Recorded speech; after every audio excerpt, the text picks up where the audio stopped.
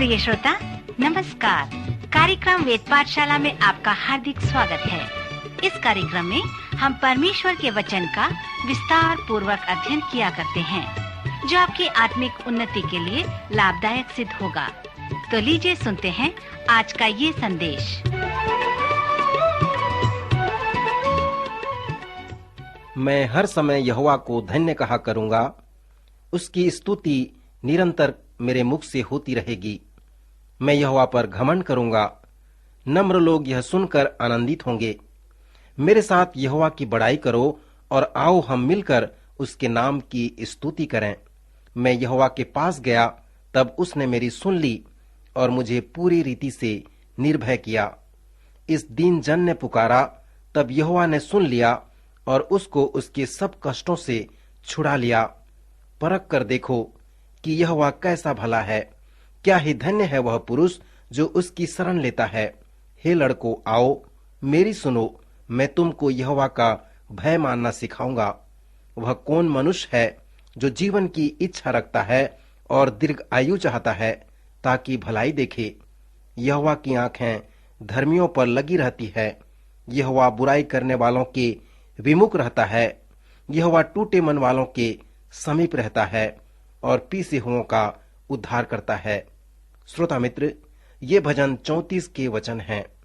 और जैसे हम भजन संहिता के सर्वेक्षण को समाप्त करने वाले हैं, तो मैं उस सच्चाई को फिर से एक बार प्रस्तुत करना चाहता हूं कि इस भजन में अलग अलग प्रकार के प्रेरणादायक भजनावली हैं। इसमें धन्य पुरुष उपदेशक भजन हैं, भावात्मक व अनुभवात्मक प्रार्थना वाले भजन हैं, आराधना वाले भजन हैं और भविष्यवक्ता भजन भी हैं। कभी कभी एक भजन अनेक प्रकार के भजनों का संयोजन होता है। आप कुछ भजनों को प्रार्थना भजन, आराधना भजन या उपदेश भजन ही नहीं कह सकते, उनमें अनेक भजनों का संयोजन होता है। सो भजन 34 इसी प्रकार का भजन है।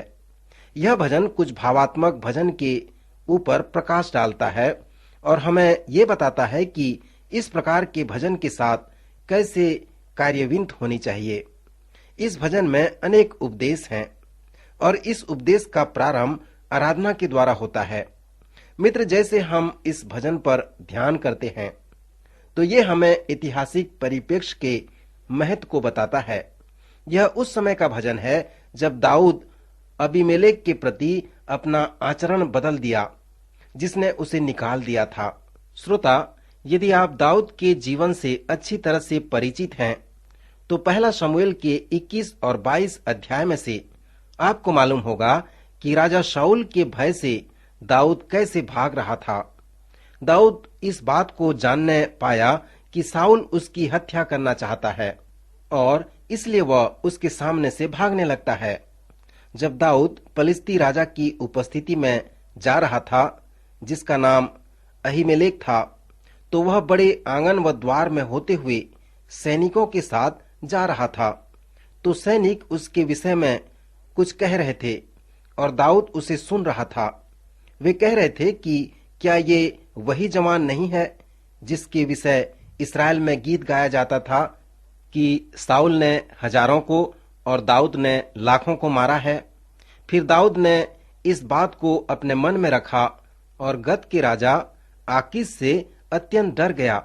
तब वह उनके सामने एक चाल चला, अर्थात वह उनके हाथ में पड़कर पागल बन गया और फाटक के किवाड़ों पर लकीरें खींचते और अपनी लार अपनी दाढ़ी पर बहाने लगा। तब आकीश, जो गत का राजा था, अपने कर्मचारियों से कहा, देखो, वह जन तो बावला है, तुम उसे मेरे पास क्यों लाए हो? क्या मेरे पास बावलों की घटी है कि तुम उसको मेरे सामने बावलापन करने के लिए ले आए हो? क्या ऐसा जन मेरे भवन में आने पाएगा? यहाँ से उसे बाहर निकाल दो। सो दाऊद को वहां से बाहर निकाल दिए और दाऊद चला गया और अदुल्लाम की गुफा में पहुंचकर बच गया। मित्र, यह समय दाऊद के जीवन का अंधकार का समय था। वह जंगल में था, अपने आप को एक पशु की तरह गुफा में छुपा रहा था। वचन में हम पढ़ते हैं कि और जितने संकट पड़े थे और जितने ऋणी थे और जितने उदास थे, वे सब दाऊद के पास इकट्ठे हुए और वह उनका प्रधान हुआ और कोई 400 पुरुष उसके साथ हो गए। उन दिनों में यदि कोई ऋणी है तो उसे समस्या का सामना करना पड़ता था। उसे ऋणी कारागार में डाल दिया जाता था। इसलिए लोग भाग जाते थे और वे लोग जो जंगल में थे, और जब दाऊद जंगल में भागा तो वे उसे भगोड़ा समझकर उसके पास आ गए। सो भजन 34 में दाऊद ने उन लोगों को भी उपदेश देकर उनके मनों को बदल दिया। बाद में जब अबशालोम ने संपूर्ण राष्ट्र को दाऊद के विरोध में कर दिया, परंतु दाऊद जो एक सामर्थी जन था, उसने संपूर्ण राष्ट्र को हरा दिया। उसके पास अब सैकड़ों सामर्थी लोग थे, परंतु जब हम इतिहास में पढ़ते हैं कि उसके पास उस समय केवल 30 लोग थे। उनमें से एक था जिसका नाम बनाया था, जो वीर पुत्र था। उसने सिंह सरीखे 2 मोयाबी को मार डाला था और बर्फ के समय उसने एक गड्ढे में उतरकर सिंह को भी मार डाला था।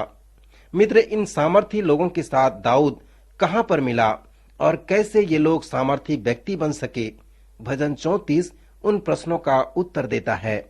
अर्थात जब दाऊद उन लोगों से मिला तो वे असफल थे। इस भजन के अनुसार दाऊद उनसे प्रश्न पूछा। पद 12 में लिखा है, वह कौन मनुष्य है जो जीवन की इच्छा रखता है और दीर्घायु चाहता है ताकि भलाई देखे। श्रोता मित्र, जब हमारा नया जन्म होता है तब परमेश्वर हमारे हृदय में मनोभाव को उत्पन्न करता है और उस मनोभाव को हम आशा कहते हैं। आशा मनुष्य के जीवन में वो निश्चयता है कि एक न एक दिन उसके जीवन में कुछ अच्छा कार्य होगा। फिर भी कुछ देशों में 25 से 30 हजार लोग निराश होकर आत्महत्या कर देते हैं। जब मनोवैज्ञानिकों ने इस पर अध्ययन किया कि क्यों वे ऐसा करते हैं, तब वे इस निष्कर्ष में आए कि वे इसलिए आत्महत्या करते हैं क्योंकि वे अपनी आशा खो देते हैं। जिस अच्छाई की वो आशा रखते हैं वो उनके साथ नहीं होता, परंतु उनसे भी अधिक लोग हैं जो अपने जीवन में अच्छाई की आशा लगाए रहते हैं। वे अपने जीवन में भलाई देखने की इच्छा नहीं रखते। श्रोता, पौलुस प्रेरित भी हमें बताता है कि इस जीवन में 3 महत्वपूर्ण बातें हैं, अर्थात विश्वास, आशा और प्रेम। और आशा एक बड़ी बात है जो विश्वास की ओर अगुवाई करता है। यदि आपके पास ये विश्वास है कि इस संसार में आपके लिए कुछ अच्छाई है, परंतु आपके पास ऐसे कुछ भी नहीं है कि आप उसे प्रमाणित कर सको, तो यह आशा है। सो आशा हमें विश्वास की ओर अगुवाई प्रदान करता है। फिर पौलुस कहता है कि तीसरी जो सबसे बड़ी बात है वो प्रेम है। मित्र, आप यहाँ पर पौलुस के तर्क पर ध्यान करें। वो कहता है आशा बड़ी बात है क्योंकि वो आपको विश्वास में ले आता है। विश्वास भी बड़ी बात है जो आपको परमेश्वर के पास ले आता है। श्रोता, ध्यान रहे कि आप बिना विश्वास के परमेश्वर के पास नहीं आ सकते। विश्वास वो साधन है जो आपको परमेश्वर तक ले आता है, परंतु परमेश्वर का जो अगापे प्रेम है वो आशा व विश्वास से भी बड़ा है, क्योंकि परमेश्वर के उस प्रेम द्वारा आप उसका अनुभव कर सकते हैं। भजन 34 में दाऊद इस प्रश्न के साथ बड़े चुनौती से कहता है कि वह कौन मनुष्य है जो जीवन की इच्छा रखता और दीर्घायु चाहता है ताकि भलाई देखे। अर्थात वो कह रहा है कि कितने लोग हैं जो कितना समय तक जीना चाहते हैं।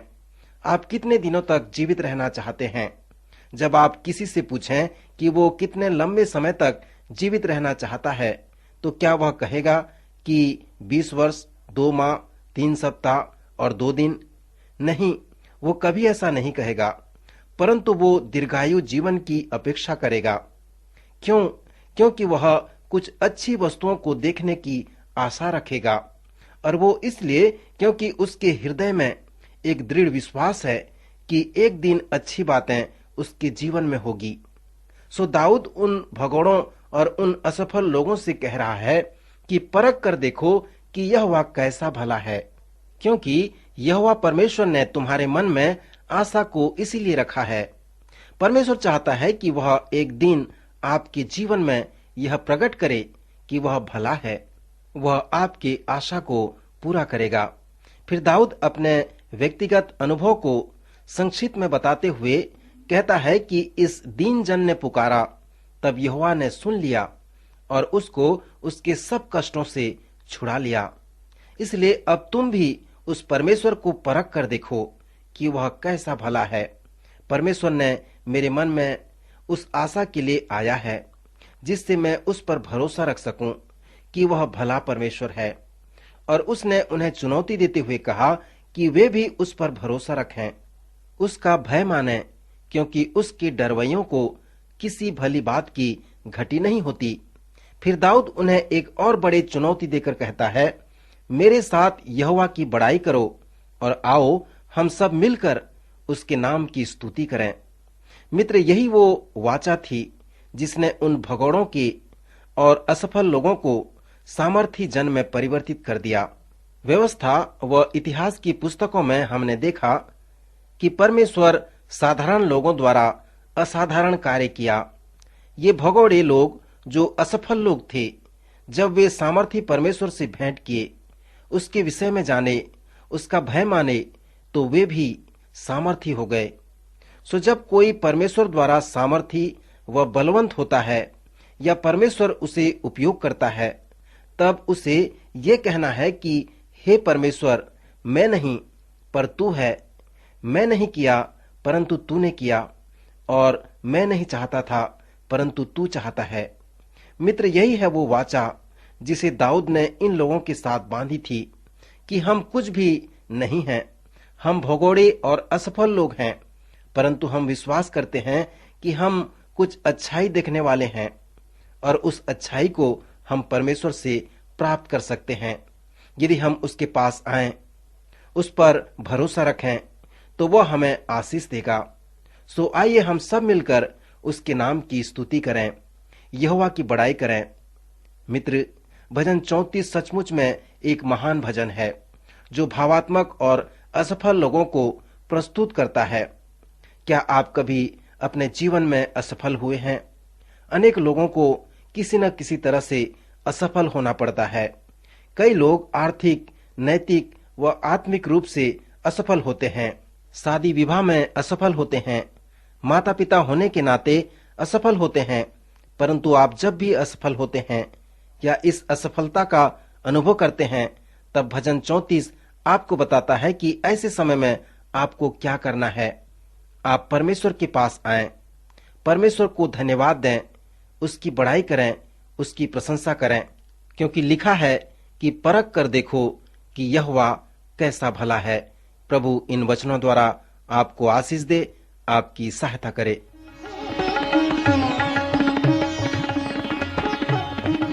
अभी आप सुन रहे थे कार्यक्रम वेद पाठशाला।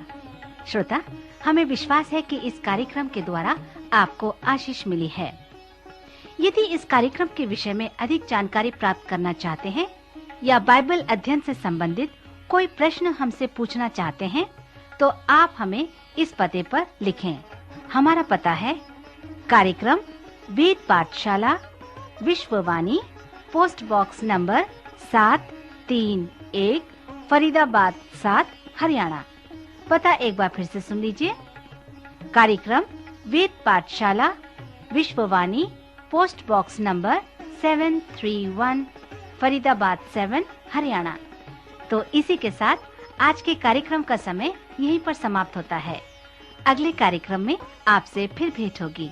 तब तक के लिए हमें आज्ञा दीजिए। नमस्कार।